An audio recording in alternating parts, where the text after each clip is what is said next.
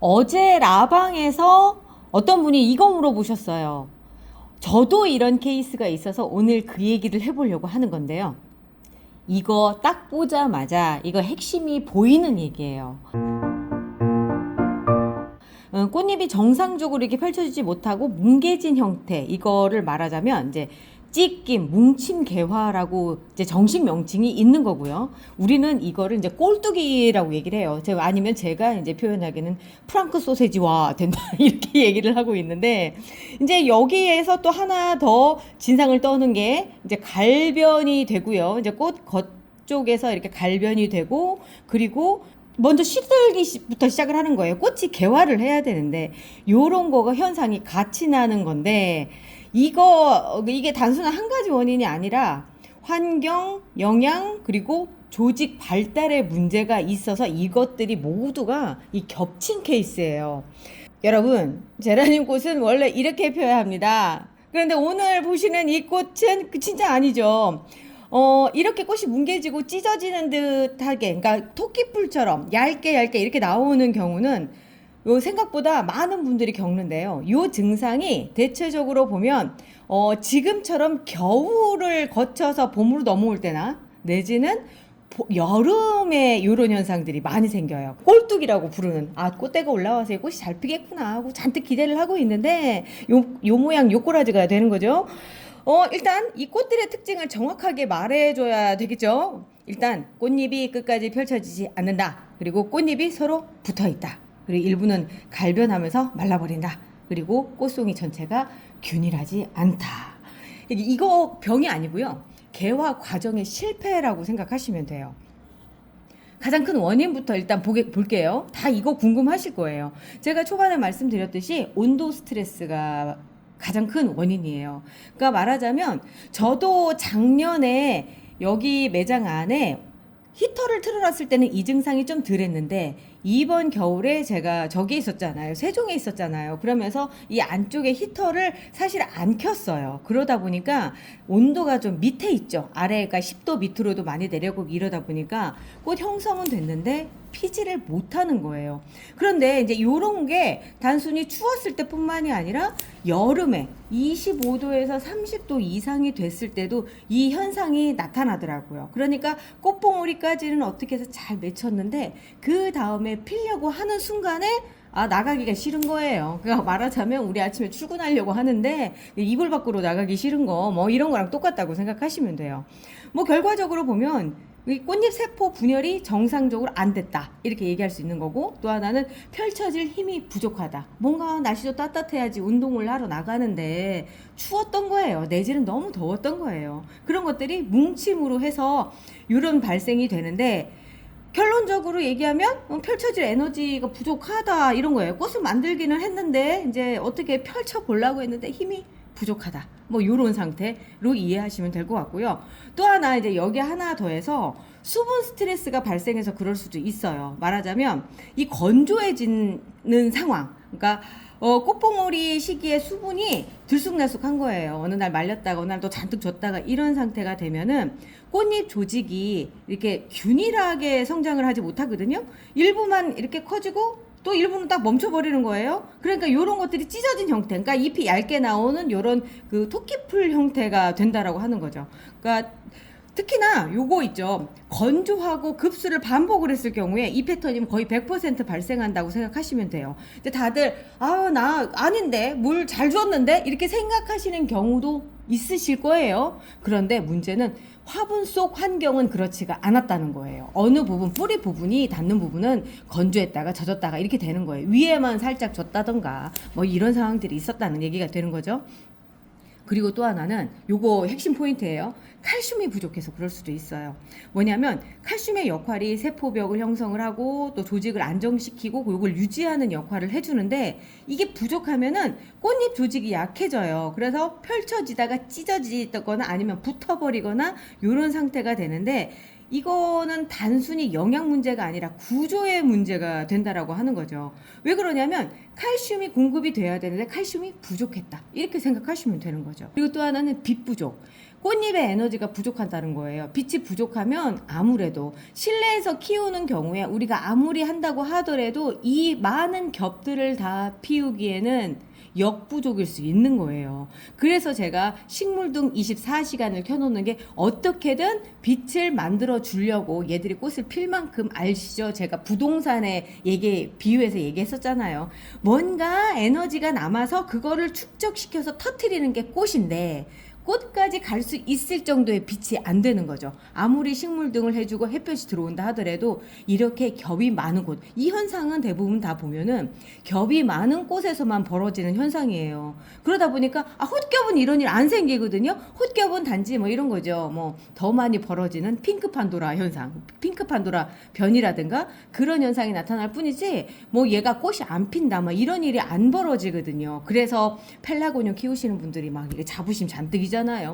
난 잘 피는데 왜 그래 그러는데 솔직히 이렇게 그 겹꽃은 쉽지가 않아요. 그래서 이게 에너지 꽃잎이 그 피우는 데까지의 빛이 부족해서 그렇다고 하는 부분은 사실 우리가 알게 모르게 다 인정하는 부분이죠. 그래서 이게 완전 개화에 실패하는, 결론적으로 얘기하면 이게 완전 개화에는 실패를 한 거예요. 이제 이쯤까지 왔으면 이제 해결 방법도 제시를 해드려야 되잖아요. 이제 여기서부터가 이제 핵심 솔루션이죠.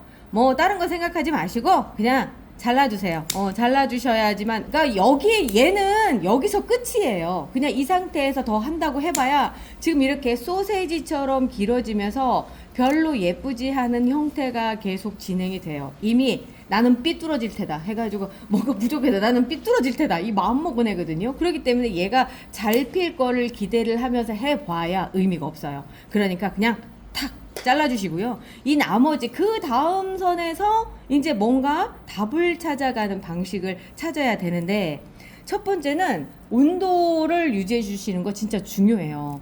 이번에 1월 수목원이 좀 더웠어요. 많이 더웠어요. 가면은 반팔을 입어야 될 정도로 더웠었는데 여기 온도가 낮에 뭐 거의 24도, 25도까지 올라갔는데 밤에는 또 10도 근방까지 가요. 어쨌든 이랬든 저랬든 15도에서 22도 정도를 유지를 해줬더니 꽃이 너무 잘 피는 거예요. 그 여름이라고 한다면 또 이게 너무 더운 것도 문제가 되잖아요. 그래서 일단 직광도 일단 막아주고, 직광이 아니라 반근으로 놔주고, 그 다음에 통풍도 또 해주면서 온도를 15도에서 22도 정도를 유지해야지만 아이들이 가장 예쁜 꽃으로 피는 거라는 거죠. 그리고 이제 그 다음 물관리. 이게 항상 일정하게 말렸다가 주는 방식, 그러니까 항상 일정하게 주시는 게 좋은데 우리가 그렇게까지 하기는 조금 어렵잖아요. 그런데 요것만 안 하면 될 것 같아요. 완전히 말렸다가 또 완전히 적셨다가 뭐 요런 거 말고, 그러니까 완전히 젖지 않게끔 어느 정도 우리 물이 똑똑똑 떨어질 때는요, 그 똑똑똑 떨어지는 게 한참 후에 떨어지는 게 아니라 우리 처음에 주고 나서 한 10가지 세면은 그 다음에 똑똑똑똑 이렇게 떨어지잖아요. 그게 무슨 얘기냐면 흙 전체가 물을 머금은 게 아니라 어느 부분은 이미 말라서 물이 주르르 빠지는 거예요. 그래서 남아있는 화분에 있는 수분량은 적당히 있는 상태거든요.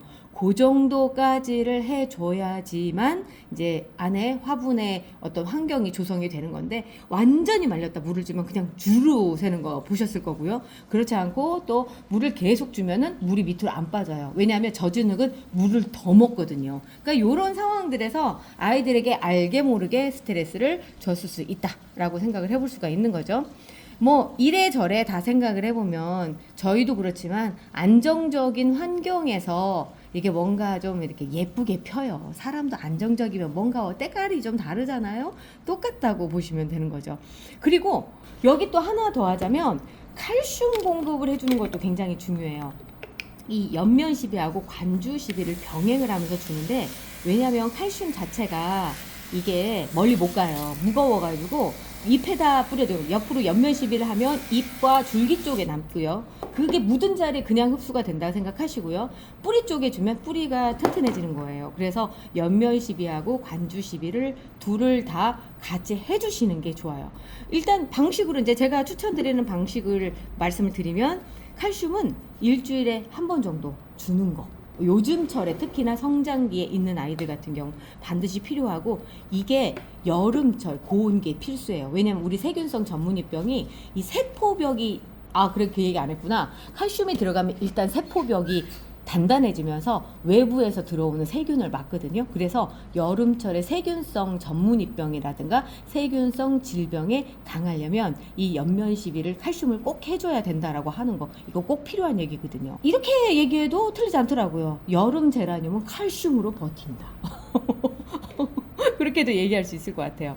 그리고 또 하나는 질소를 좀 줄여주는 것도 좋아요. 그리고 인산하고 칼륨을 비율을 높여주는데, 제라튼트는 질소 함량이 높은 영양제예요. 그래서 쑥쑥 자라고 꽃이 막 피고 나서는 막 크게끔 만들어주고 막 이렇게 되는데, 얘만 있어서는 안 되는 거죠. 말하자면 우리가 그래서 고기 먹으면 막 힘나고 그러잖아요. 그리고 야채 안 먹으면 안 되죠. 야채도 먹어야 되잖아요. 얘들 입장에서 봤을 땐 인산 칼륨, 그게 이제 여름 튼튼인 거예요. 그래서 야채도 같이 먹여준다. 그렇다고 뭐 야채를 먹어라 이거 아니고요. 여름 튼튼을 또 일주일에 한 번씩 줄 수 있게끔. 그런데 여름 튼튼하고 칼슘하고 왜 같이 이렇게 섞어서 안 나왔어요? 이렇게 얘기하시면, 이 칼슘이 같이 섞여 있으면 다른 영양분들이 흡수되고 움직이는데 방해가 돼요. 그래서 요걸 따로 주셔야 돼요. 그럼 어떻게 하느냐? 3일 간격으로 주셔도 됩니다. 뭐 요번에 칼슘을 줬다면 3일 후에는 여름 튼튼 주시고요. 또다시 그 다음 칼국수 뭐 이렇게 주시고 하시면 됩니다. 그리고 이거 있잖아요. 어쩔 수 없어요. 그냥 이미 망가진 꽃 이거 회복되지 않거든요. 꽃 빨리 잘라야지만 다음 꽃이 정상으로 나오니까 괜히 엄한데 힘쓰지 않게끔 이렇게 나오면 다 잘라주세요. 다 잘라주셔야지만 얘들이 그 다음에 좀 안정적으로 그 다음 꽃에 조금 더 이렇게 적응을 하면서 갈 수가 있어요. 자, 이제 정리를 좀 해보자면, 이게 꽃이 이렇게 피는 건 병이 아니에요. 이거 환경이 맞지 않았다는 얘기예요. 이 신호를 읽을 수 있어야지만 진짜 제라늄 키우는 거거든요. 근데 모든 아이들이 이러지 않아요. 꼭 보면 진상을 떠는 아이들이 있어요. 그 아이들이 겹꽃이에요. 그래서 겹꽃을 피우는 게 조금은 어렵다는 거 인지하시면서 하시면 조금 더 대응하면서 할 수 있고요. 또 하나는 이런 애들이 좀 있어요. 여기저기 다니시면 소문이 도는 아이들이 있거든요. 그런 아이들은 키우실 때 좀 더 지켜보시거나, 내지는 뭐 이렇게 알아서들 하세요. 뭐 제가 뭐 어떻게 해라 저렇게 해라 하지 말, 그런 얘기까지 할 수는 없고, 그냥 이 원인은 이렇고 결과는 이렇습니다 정도만 오늘 제가 말씀드립니다. 자, 여기까지 같이 해주셔서 감사하고요. 내일 또 재밌는 내용 가지고 와볼게요. 자, 우리 내일 또 봐요. 옆집 민수매는 베란다에 꽃이 가득, 아침마다 인사해 꽃이 먼저 활짝, 유튜브를 켜도 다들 꽃이 가득, 댓글엔 다들 왜 이렇게 잘 피죠? 근데 우리 집은 왜 이럴까? 잎은 멀쩡한데 꽃 소식은 무소식. 뭐가 잘못된 건가? 물인가? 햇볕인가? 괜히 화분만 하루에 3번 본다. 그때 보였다 민수네 선반에 저거 뭐지? 작은 병 하나. 꽃 폴폴팡. 아, 저거였구만.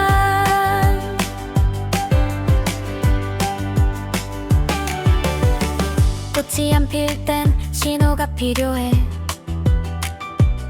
기다림 말고 방법이 있었네. 500배로 희석해서 잎에 뿌리에 살짝 꽃볼이 준비돼.